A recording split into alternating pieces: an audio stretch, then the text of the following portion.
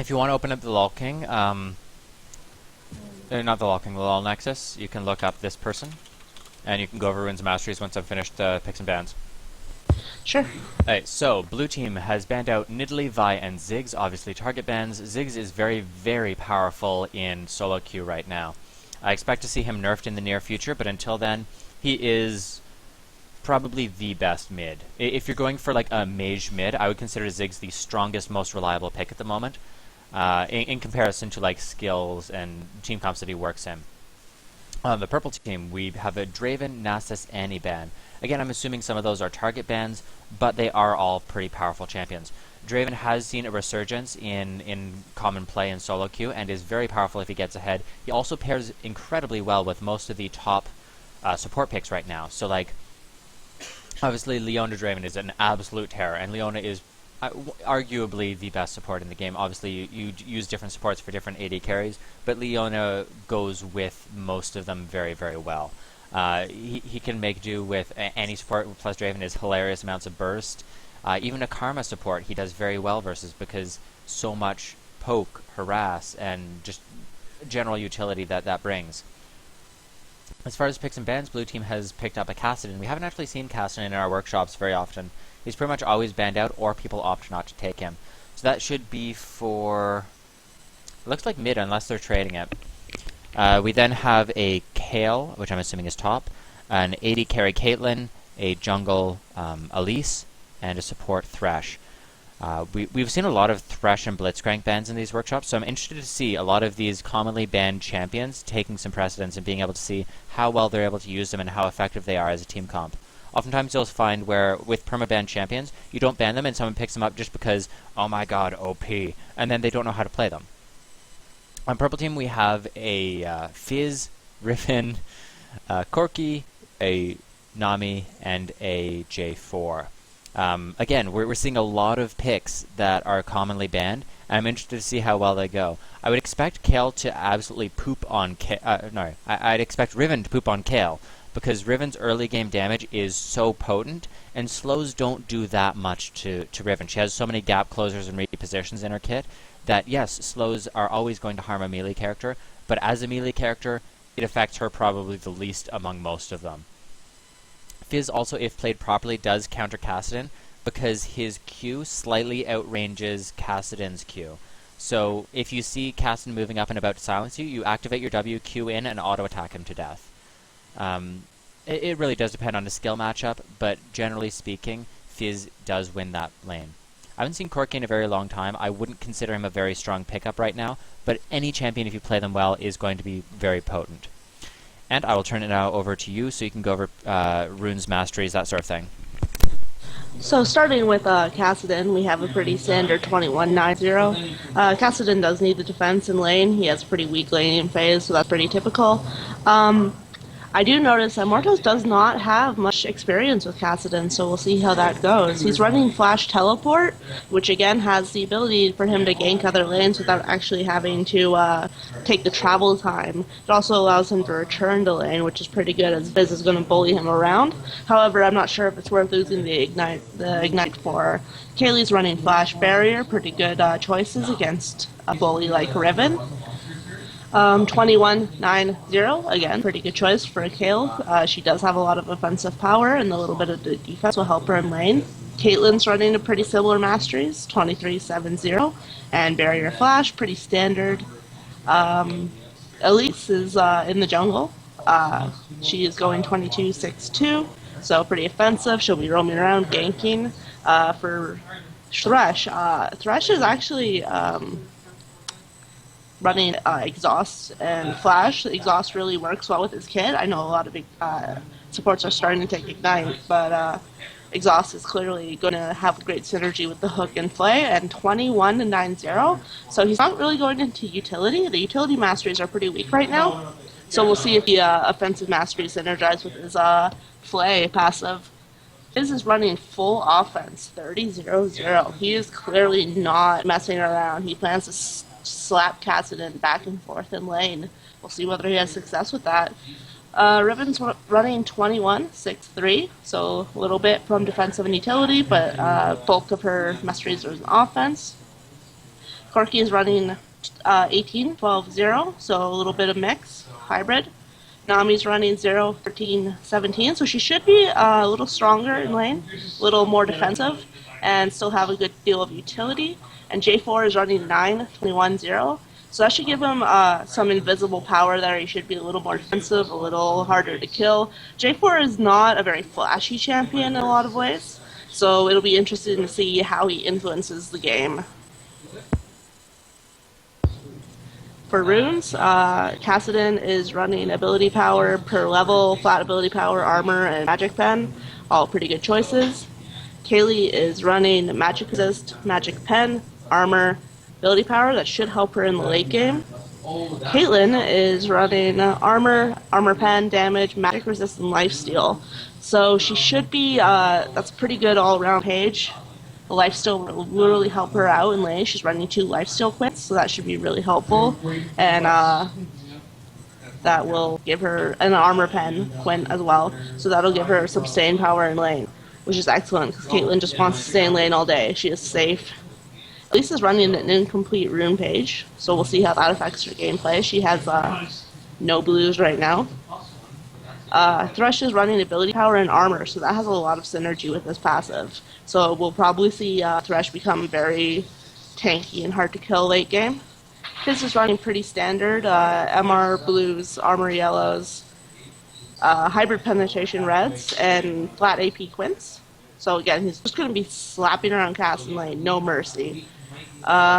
Riven is running resistance blues, magic resist blues, armor yellows, flat AD reds, and lifesteal quints. So that's an offensive rune page, like Pro said. There's going to be a lot of trouble. Kaylee's going to have trouble dealing with her. She's going to have a lot of early on damage, and it's going to be very hard to stop her. Corki has a very interesting scaling AP quints and flat AP quints, tier 2 rune. So Corki kind of has a sort of mashed together page from many sources. Hopefully it doesn't impede him too much in lane. Nami is running gold quints and yellows, so that should give her a really good income if she gets a coin. Magic resist blues and armor reds. That's an interesting setup I haven't yet to see. We'll see how that works. And J4 is running 1 attack speed quint, 1 attack damage quint, a lifesteal quint, armor pen reds, yellow seals, and attack damage glyphs. So yeah, that's pretty standard. That should give him a pretty good leg up in the jungle, and give him a pretty good build for late game as well.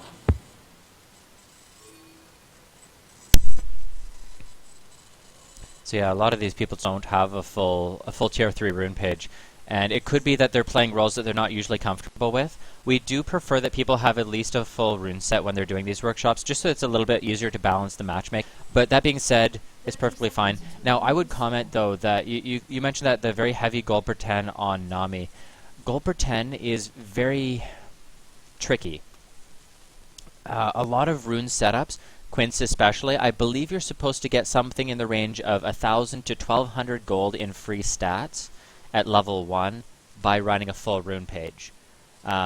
And so you don't really break even just in gold generation until I think it's something like 20 minutes into the game. And so you're gambling, you're essentially throwing away your early game in hopes that you're going to be able to scale into late game. And that's even after the changes where, yeah, supports are supposed to have a late game fantasy, I believe Riot calls it. It's still early game that they need to focus on in order to set that up. So I'm quite opposed to gold generation starts on supports right now. I would be quite nervous if I was Nami. If Nami was against a Vayne and she was running that heavy gold regeneration page, I feel like that would make a lot more sense. Her kit would allow her to keep Vayne or another farm, like Ashe, another farm heavy, very late game carry at a distance while, you know, that gold slowly ticked up over time. Against Caitlyn, Caitlyn is basically the Mario of carries. And I'm very, I would be concerned about being shoved out of lane without those defensive stats. I would actually disagree with that only because if you're versus a Vayne or something, you have to shut her down early. So you want that early game power to use the strengths you already have and shut her down that much harder. you're going to get more gold from winning that lane decidedly, absolutely stomping her, your AD carry being up 3-4 kills, 30 CS, that sort of thing. You're going to get more value for your team out of that than you're going to get for, oh, well, it's 20 minutes into the game. Hey, look, I've bought 10 extra wards this game, or like one item. I don't know. I just feel that it's almost no situation in which gold per 10 quints are going to be better than flat defensive or flat offensive runes. I think part of the problem is before the preseason, season 3, you needed all of those gold quints and all those gold runes. Otherwise, you like struggle to buy wards. Now you're just muting my sound. Now you're just swimming in gold as a support. You don't have any problems getting your Aegis. You don't have any problems getting your Locket and so forth. For reference, this is the 4th game of the day. It'll be the last structured Shoutcast workshop, but we are going to do viewer games after this. I'm going to have Brian as well as Requine each captain a team, and we'll do like a little pickup game, and we'll do just like a custom game that way. Assuming you're still around, Requine. Yeah, no, I'm going to be here all day, so that works for me. Awesome. As far as builds, everything's really standard. The only sort of out of the ordinary thing is that Kassadin has opted to go for a Doran's Shield start. I kind of like that, because he knows he's going to be kind of bullied around in lane, he's going to have some issues. So why not just say, okay, well, I am a lot tankier. I might have opted for more potions, though, because if he does get a bad trade, he's essentially just going to be zoned from that point on. But I kind of like the idea behind it. I think D-Shield is extremely undervalued on ADCs and mids, depending on the lane matchup. I know if I'm playing Vayne or Ashe nowadays and I'm against, say, Draven, D-Shield is definitely a good idea. Mm-hmm. Oh yeah, it's very, very useful. I would say, like, if you're a bad early laner, let's say, like, a Vayne, or, for God forbid, you're playing Kog'Maw or something like that, versus a Caitlyn who's going to constantly be auto-attacking you, just run a Doran's Shield, why not? Assuming you can still last hit properly. So once again, we have Kaylee running Flask 3 pots at top, pretty standard start. Kassadin is, as mentioned, running the D-Shield. Barrier and Flash are both down from Riven's level 2 combo, so there are no summoner skills left on Kayle, whereas Riven has... It's strange, though, that Riven started Doran's Shield when trying to go for such an early aggression. That being said, though, I would expect as soon as Riven hits level 3 that she's going to unleash a flurry of attacks and probably just pop Kayle. She needs to be popping her potion, though, or she's going to get zoned a little bit. She is quite low, and she will get bullied out by Kayle auto attacks, but her shield is so potent and her mobility is so great that the health difference just might not matter. Mm-hmm. I was more thinking, use the potion early, try and avoid getting poked down, and see, here comes Jarvan. You're going to be able to land this gank, toss an Ignite on there, and boom, you're going to get first blood. I just want to comment on the fact that J4 backed off with red on Kayle and let Riven pick up the kill. And obviously, I hate cries of kill stealing, but that's a really nice touch from Jarvan, letting Riven pick up the gold for a more snowball-y top lane. Oh yes, because Riven is already going to win this lane regardless, but getting her that early kill, the lane is essentially over for Kayle. I'm not saying that he's completely going to be useless for the rest of the lane. I'm simply saying, though, that it's Riven's game to lose at this point as far as top lane's concerned. If she builds, I would expect her to probably build double longsword, or... Yeah, she has 900 gold, so I'd expect double longsword, ward, and a couple potions. Or... Wait, what'd she build? Vamp Scepter and potions. Okay. That's fine, too. I would have gone for more flat AD, personally. Probably would have gone double Doran's... Or not double Doran's. I can't speak today. Double longsword, and then get some like wards so that you know you're being ganked, because Riven can actually 1v2 very, very easily, assuming your enemy opponent is a little bit out of position trying to set up that gank. Kayle does have her flask, and she does have 5 health potions, so she should be able to just stay alive and farm if she's safe and at a distance, along with her heal, of course. But she's gonna have a hard time getting into the game, and Riven has her early kill. She's gonna be able to get into peak God Queen carry status much faster. Mm-hmm. That being said, though, sustain doesn't mean much versus Riven, because she focuses on 100 to 0ing you. Right, as long as Kayle can keep Riven at a distance, she should be able to like deal with min and aggro and the occasional Riven harass, but I don't know if as soon as Riven gets on her, I feel like that fight is basically won.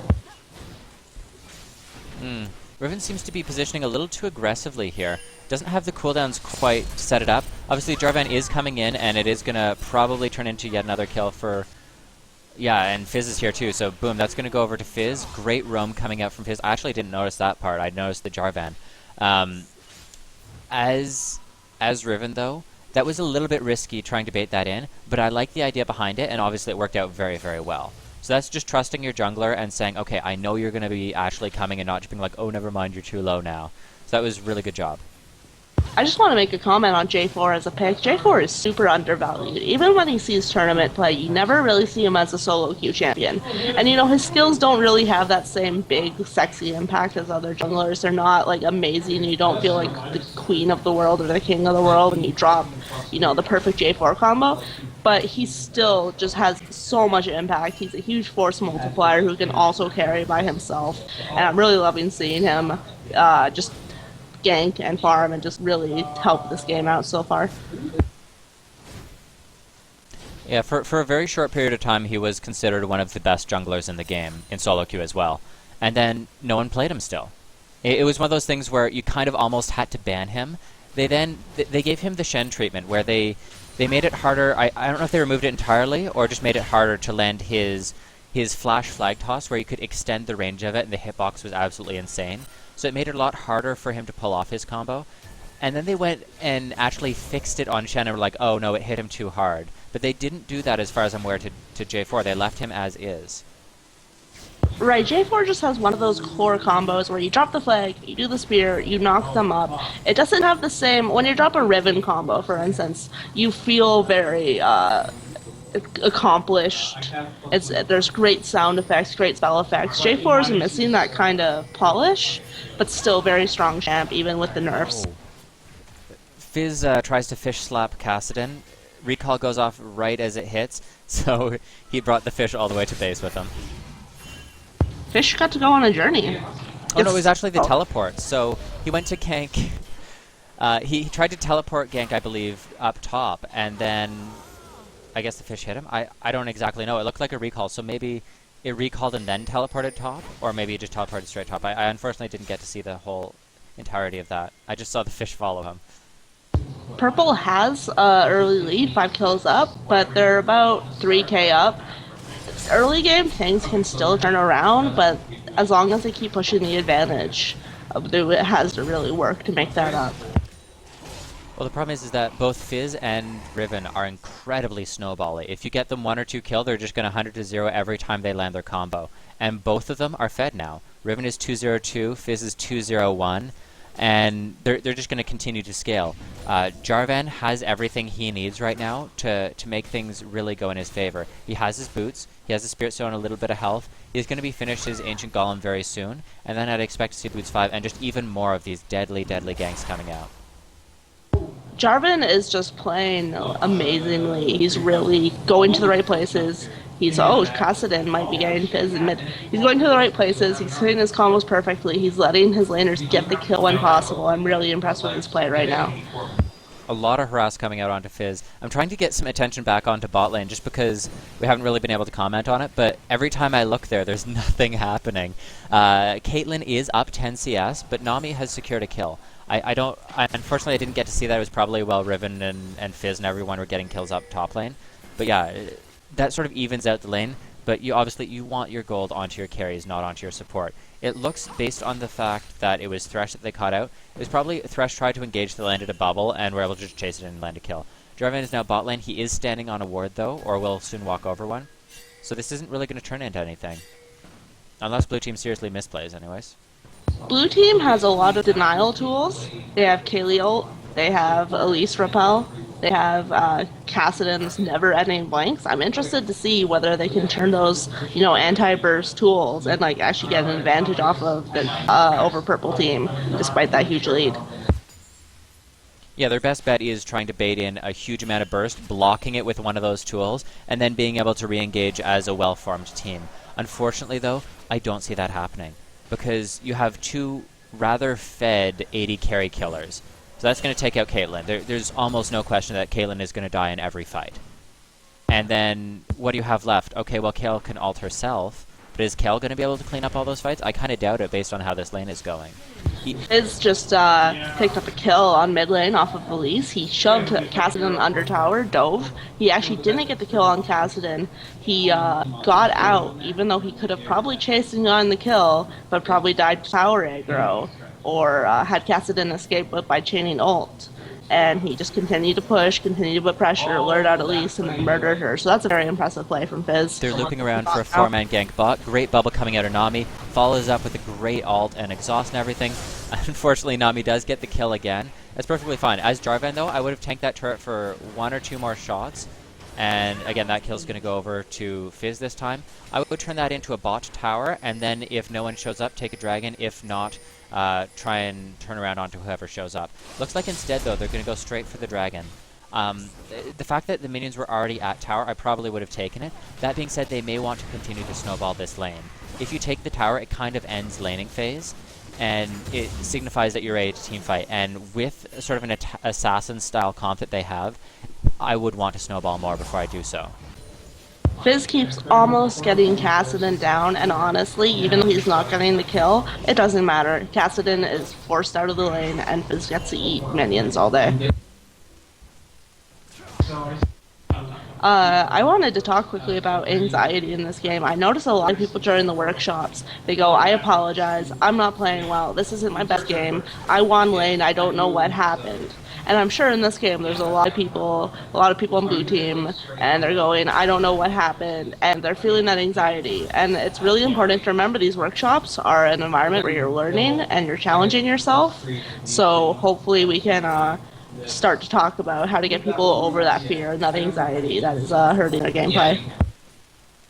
Completely agreed. Everyone has bad games. It's just a part of life. You're going to have bad days. Your real life might interfere. You might have distractions going on, who knows what it is, but you are going to have bad games, and you need to realize that and just say, okay, well, what could I have done different? And then maybe play something more relaxing, whether for you really enjoy ARAM. Let's say, okay, I was playing this champion, it went okay, and then I just couldn't focus in team fights. I couldn't make a play. Maybe go play ARAM a little bit and say, how am I going to do these team fights? How am I going to do these skirmishes? Even Dominion's great for that. If you just want to practice team fights and skirmishes with a specific champion, but you don't want to worry about laning phase. If you say, hey, I'm winning lane every time, but I can't make my team fights work, go play Dominion.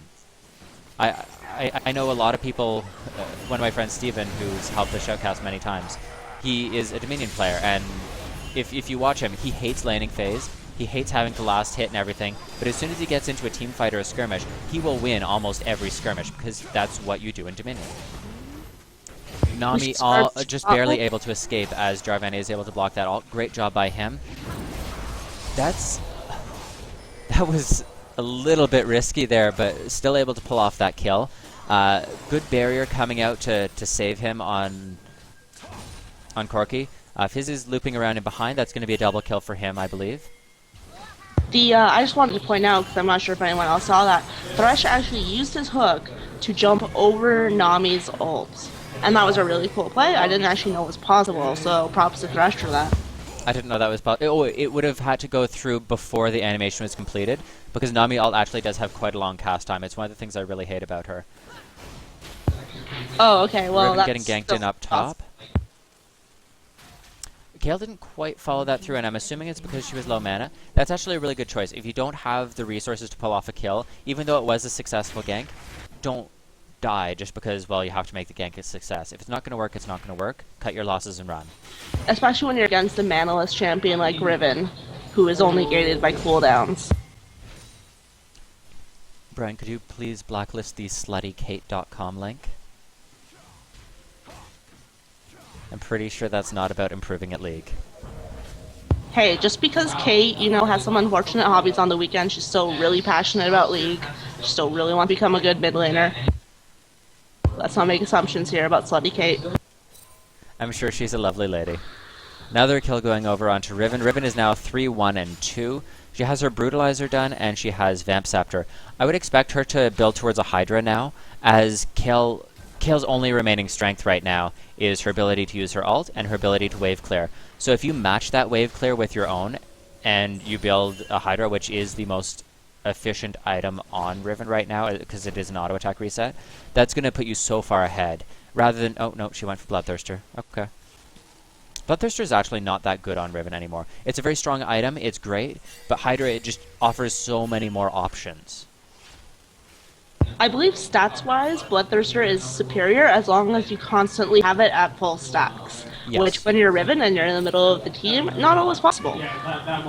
It's your damage and dueling item, whereas Hydra allows you to split push, it allows you to actually duel more effectively, but it is going to decrease your scaling slightly. Because Hydra, the AoE on it, it's just so strong, because it's an auto attack reset, so you're going to duel better. It's an AoE, so you're going to wave clear better. And then, well, there goes most of your, not weaknesses, but your, what Kayle can do that you can't. Kayle is behind, but she is doing an excellent job of punishing Riven whenever her combo is down. You'll notice she uses her ult to block the most of the damage from that, and then she'll be hitting Riven with ranged auto attacks as she gets away. Unfortunately, Riven does have such a huge lead that Kaylee can't really turn that into something more substantial, but it is great play on her. And if you notice, like, one auto attack on minions has her back to full health, because Bloodthirster is just so much life still at this point. It's like, yeah, you're landing your combo, but you're just going to before you ever put her in kill range. Looks like another kill may go across over onto Corki. Great flash from Caitlyn, just barely able to dodge that. Thresh lands a hook, ult coming in, not quite enough to finish it off. Now Fizz is here, I'm going to get a double kill. Thresh here, willing to sacrifice himself for his carry. Unfortunately, Fizz was 6, no, he was 5-0, and now he's 8-0. So Thresh didn't really stand a chance, but that was an excellent play from him, trying to protect his carry. It was a fantastic play, but yeah, at this point, he is far too fed to really compete with. Riven has top lane down, bot lane is also going down as well. At this point, I would say go take Dragon. You just got your 2 turrets, you have your numbers advantage. Just between Jarvan and Fizz, I would say they can shred that very, very quickly. Keep in mind that Fizz does percentage missing health damage, and with his Lich Bane, he's going to be able to burst that very, very quickly. Just activate W, burst it down. Although, that being said, Kassadin, yes, able to get a kill on there. Maybe even a double kill onto Nami, but unfortunately for him, J4 does show up right then, able to stop that. Purple team is just moving like a well-oiled machine at this point. They know when champions need to be alone to farm a jungle or counter jungle or just pick someone off, but they're also very good at looping around. Their communication is top-notch right now. Great bubble coming out. I think that's going to be another kill onto Fizz because he can just troll pull away anytime they try and grab him.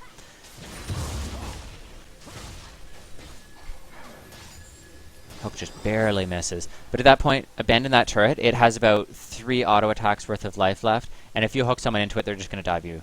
You're not going to be able to save it. Right now, Kaylee is facing a problem where she goes, I am top lane, I can farm.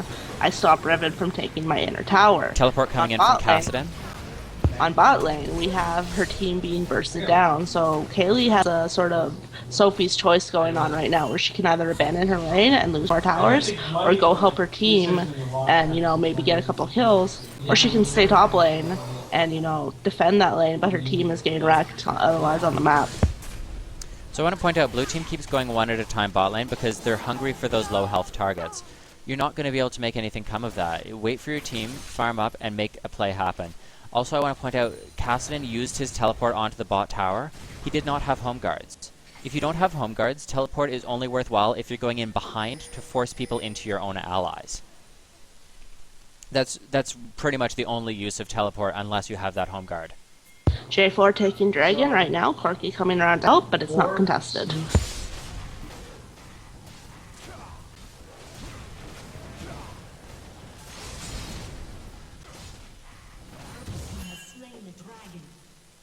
Riven just split pushing in top now.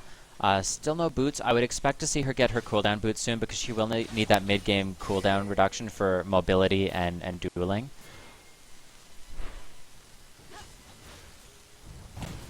Right now, blue team has middle turret up, and as long as they keep trying to defend it, they're actually kind of putting themselves at a bit of a disadvantage because all other lanes are pushed in, and if they go up to defend that middle turret, they're extending into an unwarded area where the enemy can come around and loop around them with no real consequences and just murder them under that tower.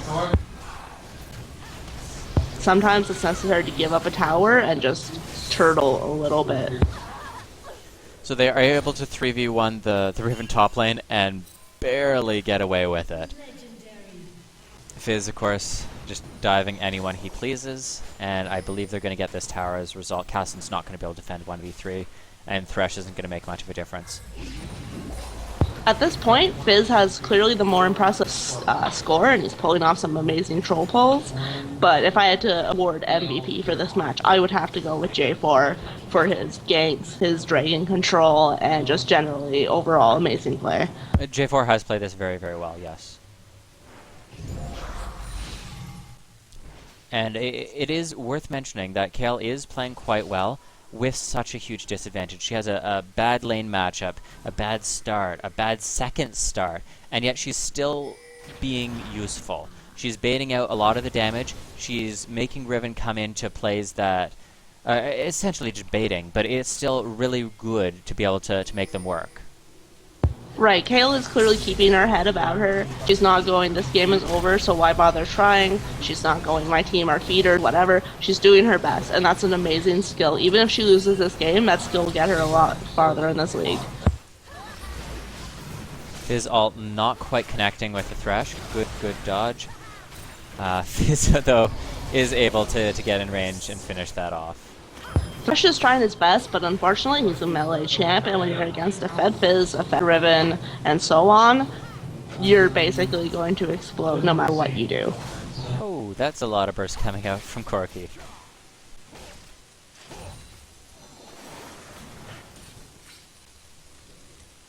I do like the 45 AP on Corki. I miss playing AP Corki, it was so much fun. The best part about AP Corki was that no one knew what to do. They'd be like, I'm gonna troll pick, and then you would just destroy their lives, and like their wives would divorce them, and it was just such a comprehensive dunk. Yep.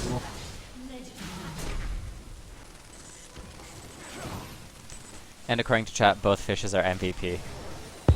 Well, I think Fizz might scale a little better. Yeah, unfortunately Fizz just far too fed to contest with right now. And unfortunately, Fizz's damage is reliable enough due to his W auto attacks that even if you bait out his burst, you do a perfect dodge, you use a perfect Kayle ult, everything like that, he's still going to destroy your team when he's that fed. So all he has to do is auto attack.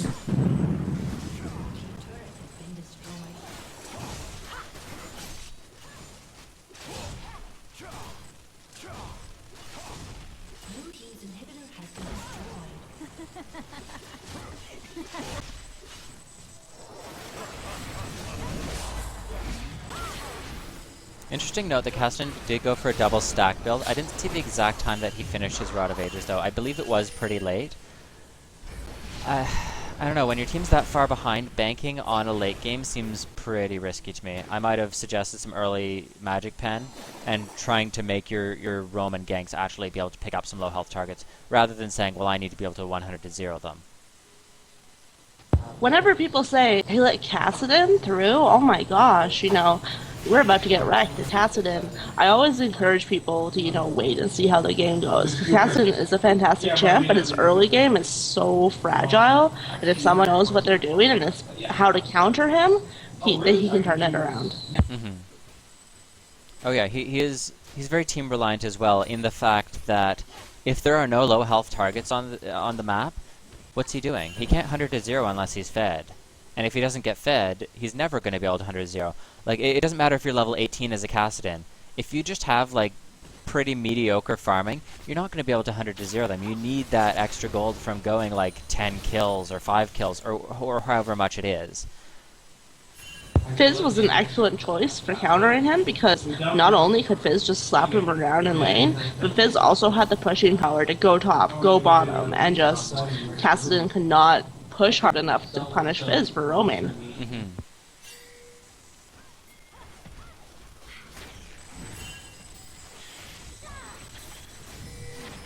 I'm interested to see how they try and push this huge advantage they have. They are up 27 kills. They're up oh my goodness. They're up 21,000 gold.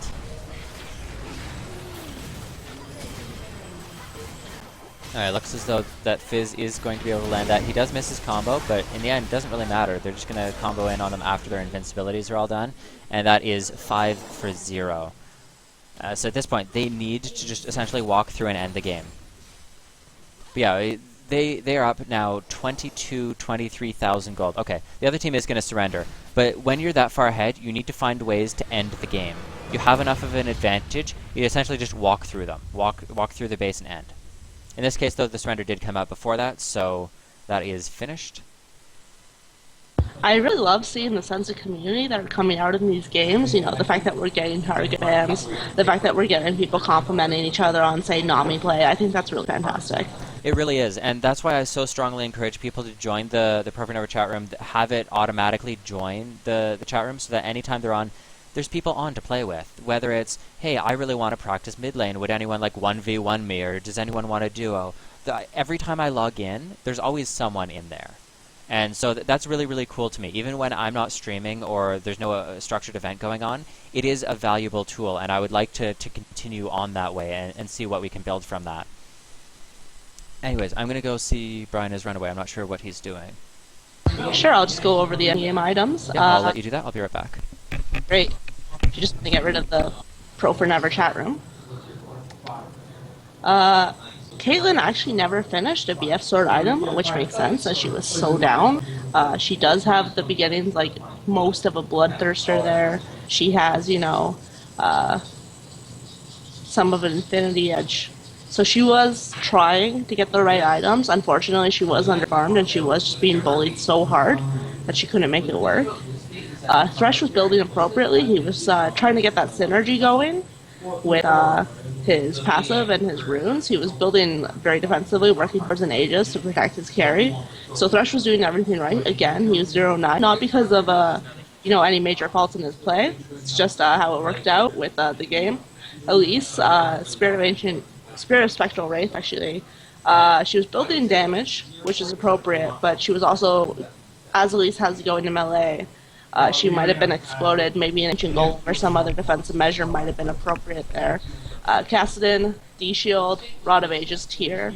I'm going to be honest, I'm not a big Kassadin, I don't know a whole lot about him, but I feel like the tier, Pro has talked endlessly about why tier is not a great item right now, and the Rod of Ages was completed very late, when it does require some time to really charge up.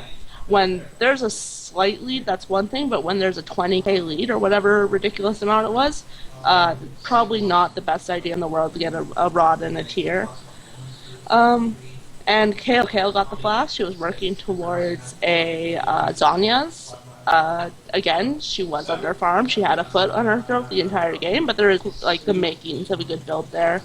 On purple team, J4 he got a locket, he got a golem, everything was looking good there. Nami had a Athene's Holy Grail, Mobo boots, excellent choice. She was basically always with her team, always bubbling, always ready to help. Fizz, there's really not much to say about Fizz's build. It's pretty much perfect. Riven had the Bloodthirster. She had the Brutalizer, Last Whisper. Hydra might have been better for reasons discussed earlier, but otherwise, good build. And Corki had the Triforce, which is core, and had a BF sword. So again, everything was looking good there. And honestly, with the lead so large, it's not as though they needed to do any defensive items or any take care with their purchases. They could have a little fun with their buys.